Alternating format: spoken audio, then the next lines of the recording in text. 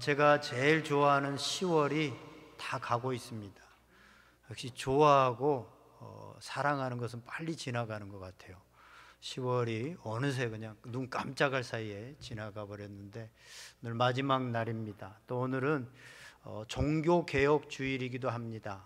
500여 년 전에 이 땅의 교회들이 타락하고 또 하나님 중심으로 나아가지 못할 때 교회가 개혁된 날을 기념해서 드리는 그런 예배이기도 합니다.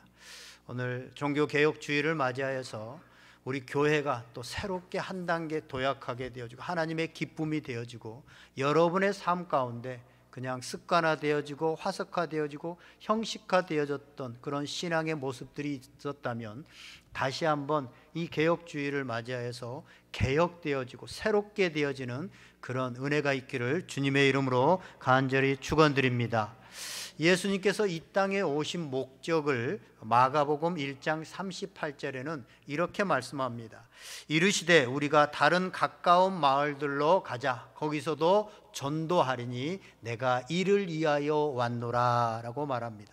예수님께서 이 땅에 오신 목적을 명확하게 말했죠. 전도하러 왔다. 내가 이를 위해서 왔다 라고 말씀하고 있습니다. 실제로 예수님께서 이 땅에 오셔서 전도하시고 또 병자를 고치시고 그들을 가르쳐서 제자 삼는 사역들을 하셨고 제자들을 데리고 다니면서 이것을 먼저 보여주셨습니다. 그리고 나서 12사도를 오늘 우리가 읽은 누가복음 10장 전에 9장에 보면 12사도를 파송하는 장면이 나옵니다. 예수님께서 하셨던 그것을 그대로 그들에게 권능을 주고 병자를 고치게 하고 귀신이 쫓겨나는 능력을 준 다음에 그들에게 영혼을 구원하는 이 사역들을 감당할 수 있도록 훈련해서 내보내는 장면이 나옵니다. 이제 오늘 본문에는 12명이 아니라 70인을 예수님이 하셨던 그대로 병자를 고치는 능력을 주어서 이제 복음을 증거하는 이 일들을 하게 되어집니다. 예수님께서는 이 땅에 오셔서 이 일을 하시고 마지막 올라가시면서 마태복음 28장에 보면 유언같이 말씀하신 내용이 뭡니까? 너희는 가서 복음을 증거하고 그들을 제자 삼으라. 전도하여 제자 삼는 사역. 이것이 바로 예수님이 마지막 부탁한 사역이고 그 사역을 감당하기 위해서 내가 너희에게 성령을 보내주시겠다라고 약속했습니다. 그래서 성령을 받은 그 사람들이 간절히 기도할 때 성령이 임하여져서 예루살렘과 온 유대와 사마리아의 땅끝까지 이르러 증이 되는 삶을 살아갔던 것이 사도행전 전체 얘기고 기독교의 초기 역사입니다. 그래서 하나님의 사람들은 예수 그리스도가 행하였던 그 일들을 따라서 행하였다고 하는 사실입니다. 오늘 예수님께서 예루살렘으로 올라가시는 그 길에 70인을 세워서 이제 따로 각 동네와 각 지역으로 보내게 됩니다. 그러자 70인이 나가서 병자들을 고치고 하나님의 나라를 전파하게 되어집니다. 오늘 우리가 먼저 여기서 살펴보기 원하는 것은 이 70인이 누구냐라고 하는 것입니다. 오늘 본문 1절에 예수님께서 자신이 가시려고 했던 그곳에 이 70인들을 따로 세워서 먼저 보냈다라고 말씀하고 있는데 이 70인이 누구냐라고 하는 것에 대해서는 명확하게 누구다라고 기록되어 있지 않습니다. 그런데 바로 앞에 보면 이 70인이 누구다라고 하는 것을 우리가 유추해 볼 수 있습니다. 바로 앞에 9장 57절에서 62절에 보면 이들이 누구인지를 알 수 있는 내용들이 나옵니다. 57절에 보면 이들은 예수님께서 나를 따르라 라고 말씀하실 때 어디든지 따르겠습니다 라고 고백했던 사람들입니다. 예수님께서 그 사람들을 향해서 여우도 굴이 있고 공중의 새도 집이 있지만 인자는 머리둘 곳이 없다라고 말씀하셨는데 그것을 알면서도 주님을 따르겠습니다. 즉 주님을 따르는 삶이 이 땅 가운데서 잘 먹고 잘 살고 편하고 부자 되는 삶이 아닌 고난의 삶임을 알면서도 그것을 따랐던 사람들, 이 사람들이 바로 이 70인이라고 볼 수 있습니다. 또 59절부터 보면 아버지를 장사 지내는 것과 같이 세상에서 가장 중요하고 급한 일보다도 주님을 따르는 일을 더 중요하고 가치 있게 여겼던 사람들, 이 사람들이 바로 여기에서 말하는 70인이라고 볼 수 있습니다. 또 62절에 보면 손에 쟁기를 잡은 자가 뒤를 돌아보면 안 되는 것처럼 한 번 가진 예수 그리스도의 신앙을 끝까지 붙잡고 표대를 향하여 오직 예수 그리스도를 향한 그 표대를 향하여 끝까지 달려가고 있는 사람들, 이 사람들이 바로 70인이라고 볼 수 있습니다. 나아가 구약에 보면 하나님께서 야곱의 허리에서 나온 야곱의 식솔들을 애굽이라고 하는 세상에 보냅니다. 그때 70인을 보내게 되어지는데 숫자적인 의미로 그런 의미일 수 있습니다. 왜냐하면 예수님의 12제자가 구약의 12지파의 대표적인 12지파를 대표하기 때문입니다. 또한 구약의 이스라엘 백성들은요 70인의 장로가 있었습니다. 그 장로들이 모든 것들을 함께 연합해서 결정하고 하나님의 나라를 세워나갔는데 그 장로들 70인을 말한다고도 할 수 있습니다. 정리하면 이 70인은 누구냐? 하나님의 백성으로서 세상 속에서 하나님의 나라를 전하고 전파하는 그 사명을 가진 사람들, 이 사람들이 바로 오늘 본문에 나오는 70인이라고 볼 수 있습니다. 오늘날은 예수님을 주님으로 고백하는 우리 그리스도인들이 바로 이 70인이라고 볼 수 있습니다. 애굽에 파송된 야곱의 식솔들 70인처럼 오늘 본문에 예수님께서 파송한 70인처럼 오늘 우리가 이 시대, 우리 시대에 우리가 사는 각 도시로 파송받은 70인이라고 하는 사실입니다. 할렐루야. 그러므로 우리는 파송받은 곳에서 하나님 나라가 가까웠다라고 전파하는 삶을 살아야 됩니다. 그럼에도 불구하고 이 사실을 생각하면 우리가 그렇게 살지 못하는 것 때문에 부끄러운 모습들이 있지만 오늘 말씀을 주님의 음성으로 듣고 다시 예수님이 친히 가시려는 도시에 나를 보내셨다라는 것을 기억하면서 파송받은 70인으로서 살아가는 결단과 다짐이 있는 시간이 될 수 있기를 주님의 이름으로 간절히 축원드립니다. 그렇다면 이 파송받은 70인이 해야 될 일이 무엇인가? 예수님께서 저와 여러분을 70인으로 이 안성 땅에 보내서 살게 하셨는데, 이 온누리교회에 보내셨는데 무엇을 하라고 보내신 것일까요? 무엇을 하면 하나님께서 가장 기뻐하실까요? 오늘 본문을 중심으로 해서 두 가지를 말씀드리고 말씀을 마치려고 합니다. 첫째, 우리 2절 말씀 다 같이 한번 읽어보겠습니다. 시작. 이르시되 추수할 것은 많되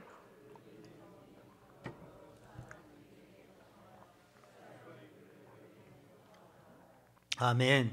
추수할 일꾼을 보내주소서라고 주인에게 요청하는 일을 하라라고 말하고 있습니다. 예수님은 파송한 70인에게 먼저 너희가 추수하는 주인에게 추수할 일꾼을 보내달라, 그렇게 청하라라고 말씀하셨습니다. 오늘 성경은 추수할 것은 많은데 일꾼이 부족하다라고 말씀하고 있습니다. 왜 일꾼이 부족합니까? 그 다음 3, 4절을 보면 일꾼은 세상의 사람들과 다른 삶을 살아가고 세상적으로 고난이 있는 삶이기 때문입니다. 3절을 보세요. 내가 너희를 보냄이 어린 양을 이리 가운데로 보낸가 같도다. 예수님은 이 70인을 파송하고 있는데 너희들을 보내는 것이 이리 가운데, 어린 양을 이리 가운데로 보내는 것 같이 참 마음이 어렵다라는 것을 말하고 있습니다. 여러분, 전도의 현장은요 영적인 전쟁의 현장입니다.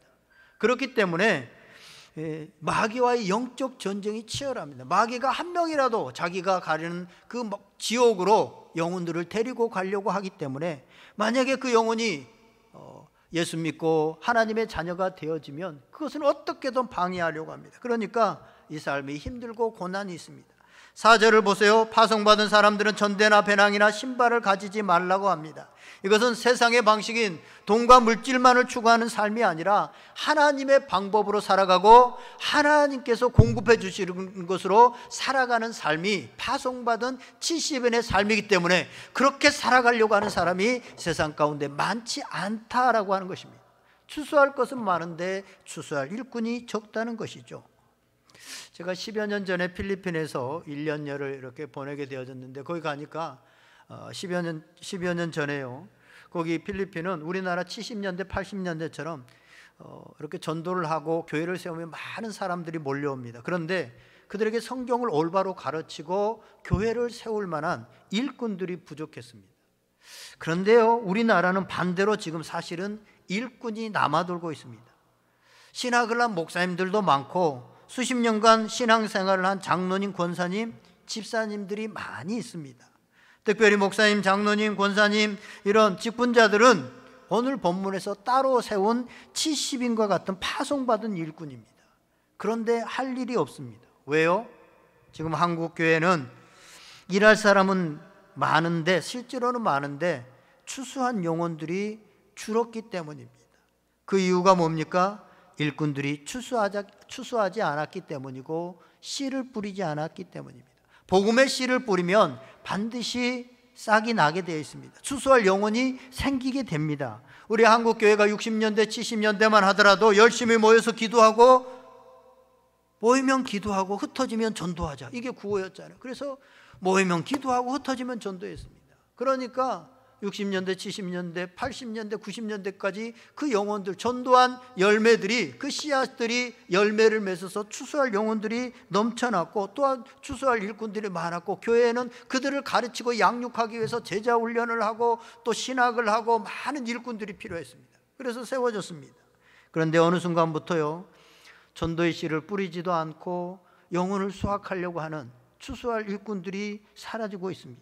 그러다 보니까 교회에 가르칠 영혼도 없고 할 일이 없어서, 이 교회에 이제 할 일이 없으니까 교회에서 스스로 높아지려고, 내가 더 높다, 내가 더 잘했다, 더 가지려고 하고 서로 시기하고 원망하면서 교회들이 분열이 일어나고 교회들의 사랑이 식어지고, 그러면서 지금 교회들이 침체기에 있습니다. 그 사이에 신천지와 같은 이단들은 추수꾼이라고 하는 추수할 일꾼들을 만들어 가지고 교회들이 다 식어지고 있는, 전도하지 않고 복음의 씨를 뿌리지 않는 그런 때 추수할 일꾼들을 만들어 가지고 계속적으로 전합니다. 그랬더니 지금 수십만에 이르는, 이번에 아마 많이 드러났잖아요. 코로나로 인해서 지금 수십만이 넘어가고 있습니다. 한국 교회가 쇠퇴기로 갈 때 그들은 여전히 추수할 일꾼을 둬가지고 오히려 더 많은 사람들이 그쪽으로 가고 있는, 너무나도 안타까운 현상들이 일어나고 있습니다. 그래서 이제 우리는 지금부터라도 다시 처음으로 돌아가서 복음의 씨를 뿌리고 추수하기에 힘써야 할 것입니다. 그러면 한국 교회도 다시 살아나게 되어지고 다시 추수의 계절을 맞이하게 될 것입니다. 그러기 위해서는 우리가 지금은 안 된다라고 하는 패배주의를 먼저 우리 가운데 걷어내야 됩니다. 지금은 부흥이 안 된다, 지금은 영혼 추수가 안 된다 라고 하는 이 안 된다고 하는 패배주의. 왜냐하면 오늘 성경은 추수할 것이 많다, 단지 일꾼이 부족할 뿐이다 라고 말하고 있습니다. 그게요, 사실은 신천지와 같은 곳은 실제로 그 수가 많이 늘어나고 있잖아요. 그렇기 때문에 우리는 안 된다라고 하는 의식들을 먼저 걷어내야 된다고 하는 사실입니다. 지난주 토요일에 우리 전도사님들과 함께 한 달에 한 번씩 우리 전도도 하고, 그런데 이 가까운 아파트에 가서 마스크를 나누는 전도를 하고, 주일에도 새신자 새가족위원회하고 1시간 동안 시내에서 함께 전도를 했는데, 거절도 많이 당했지만 지나가는 분 중에는요, 다른 교회 다니시는데 참 귀한 일을 하신다고 음료수를 한 상자 사가지고 일부러 찾아와서 참 귀한 일을 하신다고, 이거 드시면서 하시라고 이러면서 주시고 응원하시는 분도 있었고, 교회를 다녔는데 지금은 쉬고 계시다라고 하시면서 다시 교회에 가겠다라고 그렇게 말씀하시는 분도 있었습니다. 전도를 하면서 느끼는 것은 아직도 추수할 것이 많이 있다고 하는 사실입니다. 이건 성경의 사실이기 때문입니다. 전도하는 사람들이 하는 구호가 있습니다. 전도 순종해서 나가면 있고 안 나가면 없다라는 말이죠. 우리가 마음을 가지고 우리 주변을 찾아보고 나가면 분명히 하나님께서 예비한 추수한 영혼이 있다라고 하는 것입니다. 지금도 추수할 영혼은 많이 있다고 하는 것입니다. 그런데 하나님께서는요, 그 추수할 영혼들을 우리를 통해서, 추수할 일꾼들을 통해서, 파송받은 70인을 통해서 그 추수를 하기 원하시는 것입니다. 그래서 우리도 이 안성 땅에 파송받아서 온 것입니다. 그래서 우리는 다시 복음의 씨를 뿌리고 알곡들을 추수해서 하나님의 곳간에, 하나님 나라의 곳간에 다시 거두드리기 위해서 일꾼들을 보내주시옵소서. 일꾼들을 보내주시옵소서. 먼저 그렇게 기도하라고 말하고 있습니다. 함께 추수할 일꾼들을 보내달라고 기도해야 됩니다. 성경을 보면요, 혼자서 하나님의 나라를 세워가고 하나님 영혼을 구원하는 일을 하는 것이 아니라 늘 함께 동력하는 사람들이 있는 것을 보게 되어집니다. 대표적으로 출애굽기 17장에 보면 이스라엘 백성들이 이제 애굽에서 나와서 가나안으로 가게 되어지는데 아말렉과 싸우게 되어집니다. 그때 여호수아가 현장에 나가서 싸우게 되어지고 모세는 산 위에서 손을 들고 기도하고 있습니다. 그때 하루 종일 전쟁이 일어나게 되어지고 그 손이 이제 지쳐서 내려오게 될 때 옆에서 아론과 훌이 돌을 갖다가 앉게 하고 양쪽에 손을 받쳐서 그 손이 내려오지 않게 하자 여호수아가 그 현장에서 싸워서 계속해서 승리하고 아말렉을 무찌르는 것, 우리 성경에서 잘 보고 있습니다. 바울도 선교의 사명들을 끝까지 잘 감당하고 수많은 교회들을 세울 수 있었던 것은 로마서 16장에 보면 함께 동력한 누구에게 문안하라라고 하는 사람이 26명이나 나옵니다. 그리고 교회들은 또 따로따로 얘기합니다.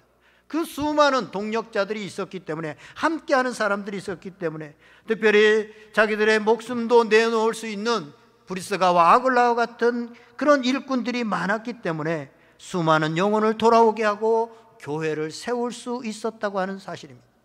전도서 4장 12절에 보면 이렇게 말씀합니다. 한 사람이면 패하겠거니와 두 사람이면 맞설 수 있나니 세 겹줄은 쉽게 끊어지지 아니하느니라. 아멘. 그래서 오늘 본문에도요, 예수님께서는 둘씩 짝지어서 보냅니다. 70인을 보낼 때 혼자 보내는 것이 아니라 둘씩 짝지어서 보냅니다. 오늘 하나님께서는 교회를 세우신 이유가 명확합니다. 예수님께서도 당신의 몸으로서 교회를 세우셨는데 교회를 세우신 이유도 분명합니다. 그것은 뭡니까? 영혼을 구원해서 제자 삼는 사역을 하기 위해서, 그것을 함께 협력해서 혼자 할 수 없기 때문에 그 사역을 세상 끝날까지, 내가 다시 오는 그날까지 나를 대신해서 내가 이 땅에서 했던 그 사역들을 너희들 해주지 않으렴? 라고 12제자를 세우시고 오늘 70일을 훈련시켜서 그 일들을 하게 하시고 성령을 부어주셔서 120문도가 그 일들을 할 수 있도록 하셨던 것입니다.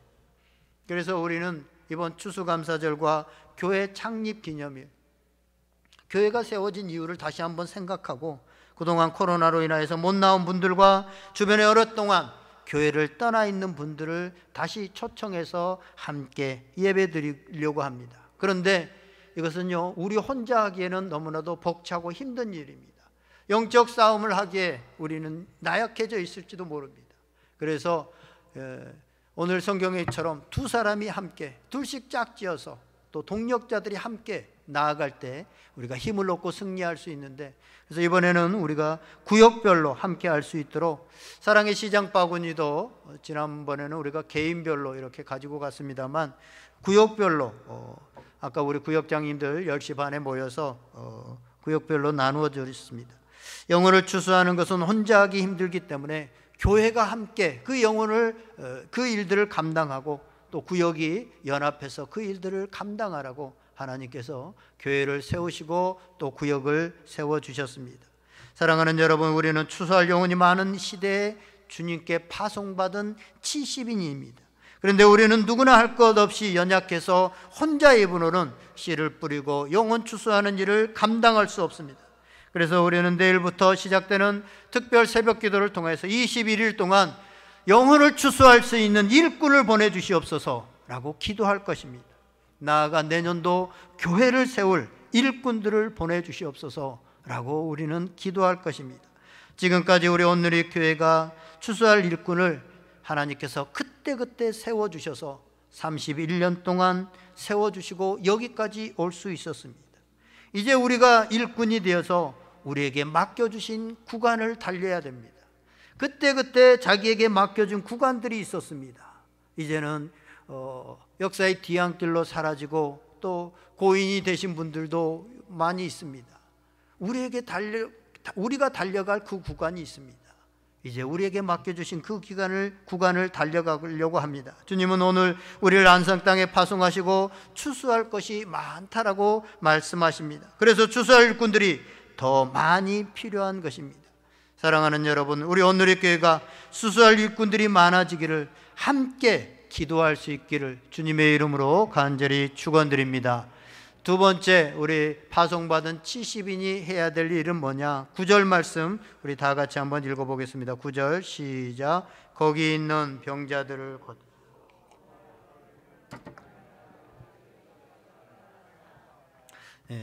병자들을 고치고 하나님 나라가 가까이 왔다고 전파하라. 병자를 고치고 하나님 나라를 전파하는 일을 해야 됩니다. 이렇게 말하면 아유, 내가 어떻게 병자를 고칩니까? 예수님도 아니고 또 내가 무슨 의사도 아닌데 어떻게 병자를 고칠 수 있습니까? 라고 하시는 분들이 있습니다. 하지만 성경은요, 믿는 자들에게 표적이 나타날 것을 약속하고 있습니다. 믿는 자들에게는 표적이 나타난다. 하나님 나라는 말에 있는 것이 아니라 능력이 있다. 믿는 자들에게는 표적이 나타난다. 이것을 우리가 믿고 병든 자를 위해서 기도할 때 역사가 나타나게 되어집니다. 그런데 어떨 때 이런 이적과 표적들이 나타났냐? 복음을 전할 때, 정말로 열정적으로 복음이 흘러갈 때, 생명이 흘러갈 때 그 생명의 능력으로 인해서 치유가 일어나고 회복이 일어나더란 겁니다. 왜냐하면 우리가 이 전도의 현장들은 영적인 전쟁의 현장입니다. 그래서 예수님께서도 12제자를 파송할 때도 그렇고 오늘 70인을 파송할 때도 그렇고 복음의 현장으로 나아가는 그들에게는 귀신을 제어하는 능력과 병을 고치는 능력을 주셨습니다. 다른 때는 주시지 않았는데 귀신을 쫓아내고 병 고치는 능력을 주셨더라라고 하는 말씀이 없습니다. 그러나 전도의 현장으로 나가는 사람들에게는 이 일들이 있습니다. 그래서요, 우리나라 선교 초창기에도 병 고치는 역사들이 많이 일어났습니다. 왜냐하면 복음의 현장에 그 복음의 강력한 사단의 그 궤를 뚫고 들어가야 되기 때문에 병 고치는 역사들, 귀신이 쫓겨나는 역사들을 많이 일어났습니다. 저 어렸을 때만 하더라도 저희 아버님이 당시에 집사님이셨는데 어머니 아버지 기도하고 뭐 찬양하고 할 때도 귀신이 쫓겨나는 시골 마을에서도 많이 있었습니다. 그래서 아무도 예수님을 믿지 않았던 그 마을에 한두 명씩 그 귀신이 쫓겨난 사람들이 믿게 되어지고 그 친척들이 믿게 되어지고 이러면서 한두 명씩 이렇게 복음이 전해지게 되어졌죠. 이처럼 복음의 현장에는요, 이적이 많이 나타납니다. 지금도 복음을 활발하게 전하고 있는 그런 개인과 그런 교회들에게 치유의 역사가, 하나님의 이적들이 나타나게 된다고 하는 사실입니다. 그리고 더 중요한 것은 지금은 육체적인 질병보다 더 큰 질병이 정신적이고 영적인 병입니다. 오늘날 현대인들이 얼마나 스트레스를 많이 받고 있습니까? 정신적으로 스트레스를 많이 받아서 그들이 삶을 포기하고 하루에도 스스로 죽는 사람들이 얼마나 많습니까? 육체적인 질병보다 사실은 이 정신적인 질병이 훨씬 더 심각합니다. 이들을 치유할 수 있는 사람들, 오늘 우리가 이들을 치유할 수 있다라고 성경은 말하고 있습니다. 이들을 치유할 수 있는 사람들은 공부를 많이 한 능력 있는 의사만 고칠 수 있는 것이 아니라 오늘 우리도 고칠 수 있다고 하는 것입니다. 여러분, 정신병원이나 또 상담에서 가장 기본이 되는 게 뭐냐면 경청과 공감이라는 것이 있습니다. 잘 들어주고 마음으로 이해해주고 공감해주기만 해도 정신질환의 많은 것들이 치유되어진다. 이거 이미 나타나 있는 겁니다. 근데 이게 바로 예수님이 이 땅에 오셔서 한 겁니다. 예수님이 이 땅에서 했던 방법입니다.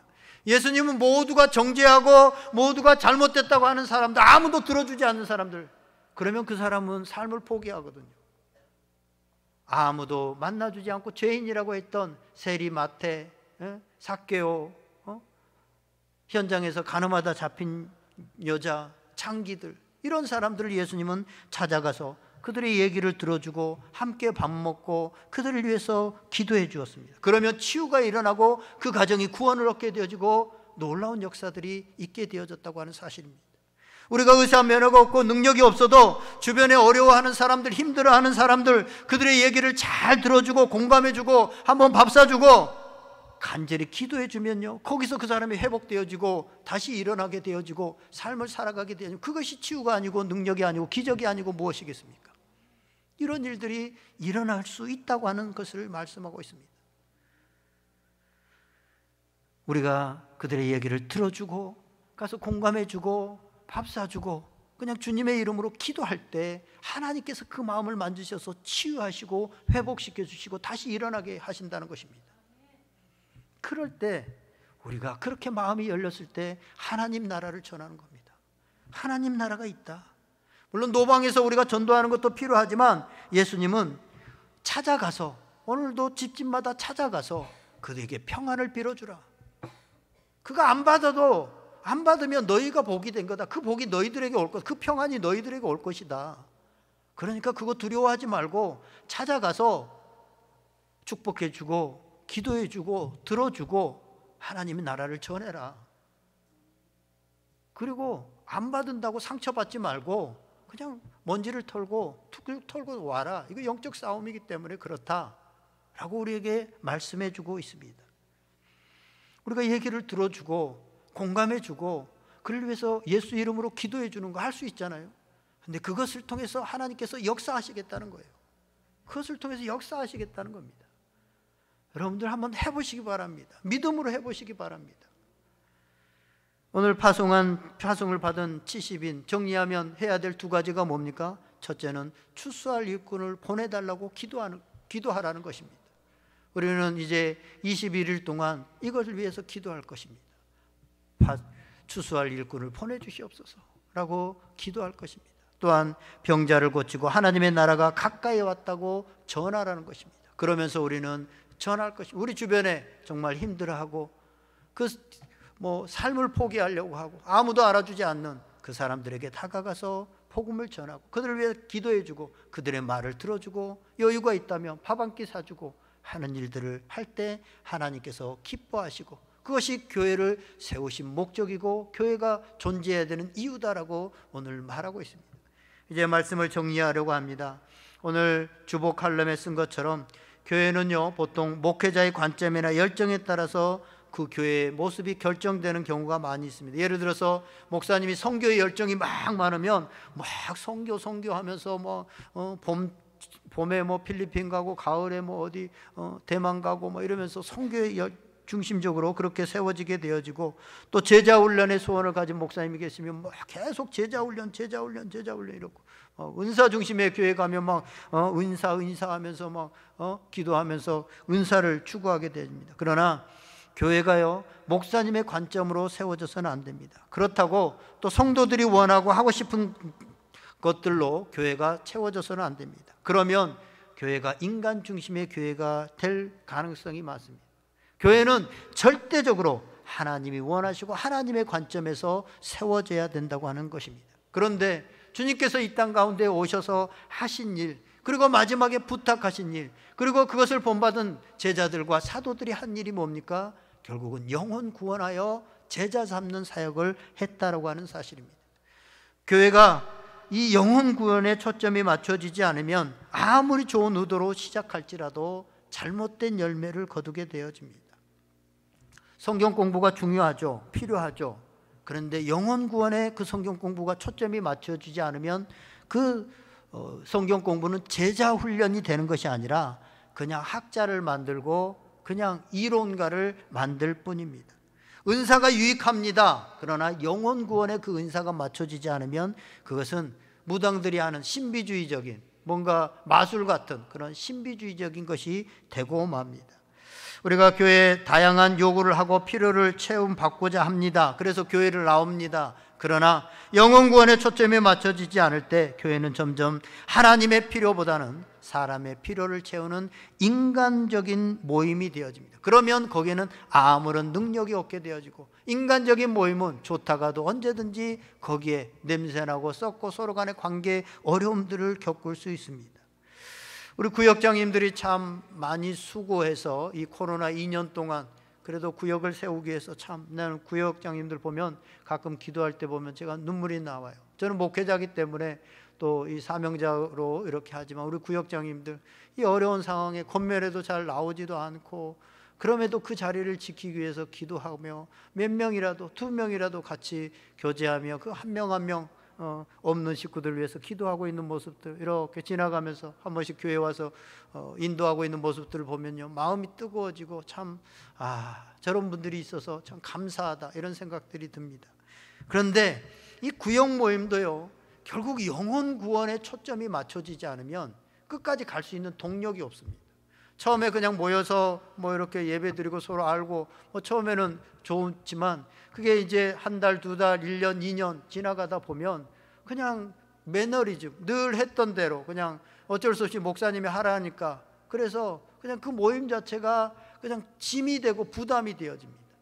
그런데 그 모임이 어떻게든 모일 때마다 영혼 구원에, 하나님이 기뻐하시는 그 영혼 구원을 놓고 기도하고 한번 찾아가고, 우리 한번 이번에는 누구를 한번 찾아가서 이렇게 한번 우리 밥을 한번 먹고 아니면 복음을 전하고, 이렇게 계획하고 그걸 위해서 기도하게 되어지면요, 계속 우리 가운데 동력이 살아나게 되어집니다. 왜냐하면 그것은 하나님이 기뻐하시는 일이고, 그럴 때 하나님께서 우리에게 힘을 주고 능력을 주고, 그럴 때 우리 가운데 기적이 일어나고, 그래서 한 영혼이 돌아오게 되어지면 하나님은 기뻐 춤추신다고 그러잖아요. 성경에 보면 그래서 한 영혼이 돌아오면 하나님은 기뻐 춤추십니다. 한 영혼이 천하보다 귀하다고 그러면서 춤추십니다. 아마 여러분들 그렇게 해서 한 영혼이 여러분의 구역에, 여러분이 전도한 영혼이 돌아오게 되어지면 여러분도 기쁘지 않습니까? 저는 그런 기쁨들을 많이 누려봤습니다. 정말로. 그러면 다시 내가 다운되어졌던, 내가 그동안 열정이 식어지고 힘이 없었던 그런 신앙이 다시 회복되어지는 것을 느낍니다. 왜냐하면 생명은요, 흘러갈 때, 마치 물이 흘러갈 때 썩지 않고 고여있는 물은 썩는 것처럼, 흘러갈 때 맑고 깨끗하고 건강해지는 것처럼, 우리에게 있는 이 생명의 복음은요, 나를 통해서 흘러갈 때 건강합니다. 그래서 우리가 전도 안 하면 편하고 그냥 뭐 영혼에 신경 안 쓰면 속 편하고 좋을 것 같지만 절대로 그리스도 안에서 행복하지 못합니다. 세상적인 행복, 잘 먹고 잘 살고 뭐 술 취하고 놀러 가고 그런 행복은 있을지 모릅니다. 그러나 그리스도 안에 있는 참 평안, 행복, 항상 기쁨, 이런 건요, 우리가 복음을 전하고 그 영혼이 돌아오고 그 영혼을 섬기고 내게서 계속적으로 생명이 흘러갈 때 누릴 수 있는 겁니다. 그렇게 해야 우리가 건강해지고 성장하게 되고 영적인 행복감들을 느낄 수 있습니다. 결국은 전도는 어찌 보면 나를 위해서 하는 것입니다. 바울은 그래서 부득불할 일이다 라고 그렇게 말하고 있습니다. 사랑하는 여러분, 왜 나는 신앙생활을 10년을 해도 20년을 해도 30년을 해도 별 체험도 없고 별로 확신도 없고 믿음이 성장하지도 않는 것 같고, 이런 생각이 든다면요, 주님이 무엇에 관심이 있었는지, 주님의 마음, 주님이 관심이 갖는 것에, 또 주님이 말씀하신 것에 순종할 때 우리가 그 주님의 기쁨과 주님으로 성장하게 되어지는 그런 은혜가 있게 되어집니다. 계속 주님의 생각 따르고 나의 생각 따르고, 주님이 말씀하셔도 주님은 말씀하세요, 나는 내 나름대로 열심히 잘 먹고 잘 살게요, 이러면 신앙적인 성장은 절대 없는 겁니다. 신앙 안에서의 기쁨은 절대 없는 겁니다. 10년, 20년, 30년을 다녀도 결국은 주님의 마음을, 주님이 뭐라고, 뭐에 관심이 있지? 한 번쯤 관심을 갖고 주님이 뭐라고 말씀하시지? 그 말씀에 순종할 때 거기에서 주님이 주시는 능력도 경험하게 되어지고 기도 응답도 받게 되어지고, 거기서 우리는 삶의 많은 것들을 체험하면서 기쁨이 있게 되어지고, 한 영혼이 돌아올 때 하나님이 춤추시는 그 춤도 우리도 동일하게 출 수 있습니다. 그렇지 않고 그냥 나는 딴 생각하고 있고 하나님과 전혀 코드가 맞지 않는다? 그러면 신앙생활에서 기쁨이 있을 수 없죠. 그런데 그 코드 중에서 가장 중요한 코드가 뭐냐? 바로 이 영혼 구원, 영혼을 향한 주님의 마음, 주님의 눈물입니다. 왜냐하면 예수님 그걸 위해서 오셨습니다. 사실은 기적을 베푸시고 병을 고치시고 이적을 베푸시는 것도 다 초점이 어디냐면 영혼을 구원하기 위한 겁니다. 병 고치는 것 자체가 목적이 아니라 그것을 통해서 영혼을 구원하고 하나님 백성 삼으려고 했던 것이 예수님의 목적이었다고 하는 사실입니다. 우리가 다시 이 본질을 회복하기 원합니다. 지금 신앙에 우리가 많이 나약해져 있다면 지금 본질을 잃어버린 겁니다. 영혼을 향한 주님의 마음, 그 마음을 회복할 수 있는, 특별히 이 3주 동안 되기를 원하고 우리 평생에 이 본질을 가지고 살아가게 되어지면, 그래서 저는요 사실은 개척교회를 한 것도 그런 마음들도 있었고, 또 교회 와서도 되도록이면 그 마음들을 잃어버리지 않으려고. 우리 장로님이 그런 얘기를 하시더라고요. 목사님, 토요일에 설교 준비도 바쁘고 많이 힘들고 바쁜 시간인데 그 뭐 전도를 직접 나가고 그러십니까? 말씀 잘 전하고 그래서 성도들이 나가게 해야죠. 그것도 맞는 얘기죠. 그러나 저는요, 제가 목회자로서 제일 중요하게 생각한 것이 내 속에 영혼을 구원하는 그걸 잃어버리면 무슨 말을 해요? 내가 영혼을 잃어버리면 사실은 다 잃어버렸다. 내가 좀 도덕적으로 좀 잘못할 수도 있고, 좀 연약해서 실수할 수도 있고, 좀 게으르질 수도 있고, 이런 것들은 좀 할 수 있어요. 그런데 진짜 내 속에 영혼을 향한 열정을 잃어버리면, 그 구원의 열정을 잃어버리면 그건 목회를 그만둬야 된다라는 그런 생각이 들 정도입니다. 그래서 되도록이면 제가 전도의 현장들은 되도록이면 함께 하려고 하고 한 번씩 나가려고 우리 전도사님들에게도 그런 말을 하면서 한 달에 한 번씩 훈련 겸해서도 나가기도 하는데, 여러분들이 열정을 가지고 살아갈 수 있는 거, 주님의 마음을 가지고 살아갈 수 있는 거, 그 안에서 행복할 수 있는 거, 이것은요 영혼을 향한 마음이 있어야 됩니다. 이게 잃어버리면 우리는 신앙이 다 그냥 처지고 매너리즘에 빠지고, 예배 드리는 것도 그냥 천국 가야 되니까, 또 멤버가 됐으니까 이렇게 질질 끌려다녀서는요 신앙생활에 재미가 없습니다. 행복해야 되잖아요.